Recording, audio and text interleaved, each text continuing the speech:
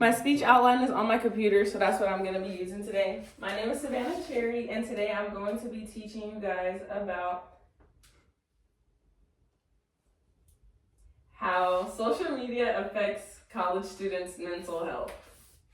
So right now, I want everyone to go to their phone and pull up their screen time because we will be using that later on in our presentation. Okay. So while you guys do that, I will wait. Let me know when you have it. Excuse me, Miss Sherry, how do we do that? So basically, social media addiction harms the mental health of college students by altering the brain's reward system, increasing anxiety and depression, and lowering overall well-being. Okay, so I know every time you guys get up in the morning, what is the first thing you grab for? You reach for your phone. Every morning, the average college student checks their phone within 5 minutes of waking up, and many report feeling stressed before they even get out of bed. Today, I will show you how social media addiction is creating serious mental health consequences for college students. As college students, our productivity is sleep, confidence, and stress level are directly affected by how much time we spend on social media apps like TikTok, Instagram, Snapchat, Twitter, all that. So I have researched this and studied this on all social media platforms, and I studied the addiction that social media does have on young adults. Okay, so first I will explain how social media addiction affects the brain. Second, I will show how the addiction increases anxiety, depression, and stress. And third, I will demonstrate how reducing screen time, even just slightly, can improve your mental health. So let's start with the social media addiction and what it does to the brain. Social media addiction changes the brain's reward patterns and creates compulsive checking behaviors. Social media platforms are designed to release dopamine. So basically, like when you get rewarded for something, you get happy. And like with these conditions, students tend to seek consistent digital rewards. Dopamine spikes make notifications feel urgent, encouraging students to check their phones rapidly. College students use their phones on average of 7 to 9 hours per day, which mirrors behavioral addiction. Students report feeling restless or anxious when they cannot check their phones, and this compulsive cycle disrupts focus and productivity. These addictive patterns could lead to emotional dependence and interference with healthy habits such as sleep and schoolwork. Students also rely on likes and notifications for validation, reinforcing the addiction. So I know we all have work, and most of the time when you are at work, you cannot use your phone.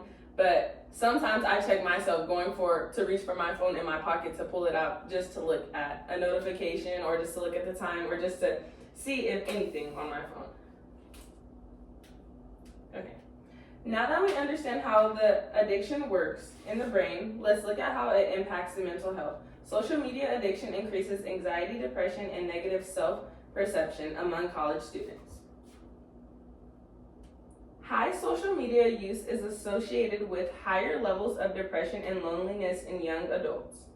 Consistent comparison on social media worsens body image, self-esteem, especially through appearance-based content apps like Instagram and TikTok. Excessive use also increases anxiety levels in students. Fear of missing out makes students feel pressure to stay online consistently, leading to emotional exhaustion and burnout. Late night scrolling disrupts sleep quality, and poor sleep further increases stress and academic difficulties. Now that we've seen the problem and how it affects, we can look at solutions to help us improve our mental health. Reducing screen time even slightly improves mental health and daily functioning. Now, when I say reduce your screen time, it doesn't mean, when you're at work, you can't be on your phone, so that's you reducing your screen time. Reduce your screen time 30 minutes before you go to bed, or after you get out the shower, put your phone away, or in the morning, take 30 minutes to go do stuff for yourself, and then that even just helps you mentally reducing your screen time. So limiting social media 30 minutes per day significantly reduces depression and loneliness. Even small reductions in screen time can help create notable improvements in mood. And students report feeling calmer, more focused, Turning off notifications reduce anxiety by removing the pressure to check the phone constantly, helping them break the cycle of dopamine-driven checking. Setting personal boundaries such as no phone during meals or no scrolling before bedtimes improves sleep and productivity. Now that we explored the problem it causes and solutions, here's the takeaway. In conclusion, social media isn't just an addiction, it's a habit. It affects our mental health every day. We learn that social media rewires the brain's reward system, increases anxiety and depression, and reducing screen time can easily improve emotional well-being.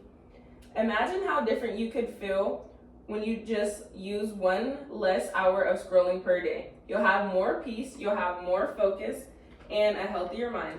The choice starts with each of us. So right now I'm going to be showing you guys a chart and just how many college students use their phone.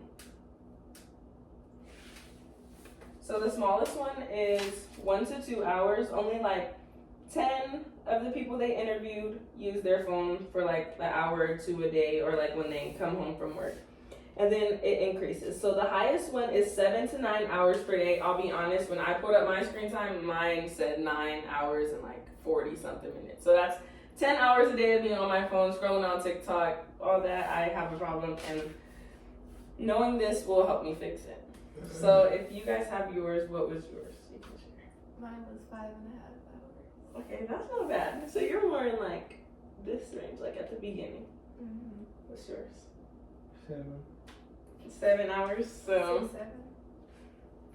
Mine is 9 hours and 46 minutes. Jeez. So I think we all need to reduce our screen time a little bit, even with just eating our meals, or like, we don't need to watch a show when we eat our food. We don't need to watch a show before we go to bed. We can just shut our eyes.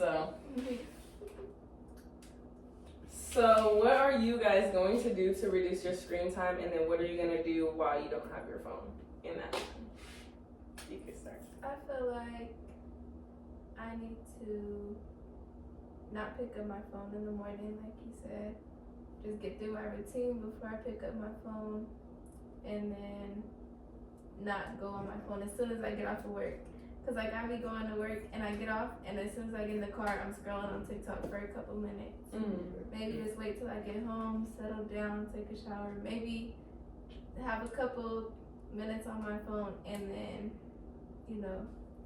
go do something productive. What about you? You laugh. In order to reduce my screen time, I'll probably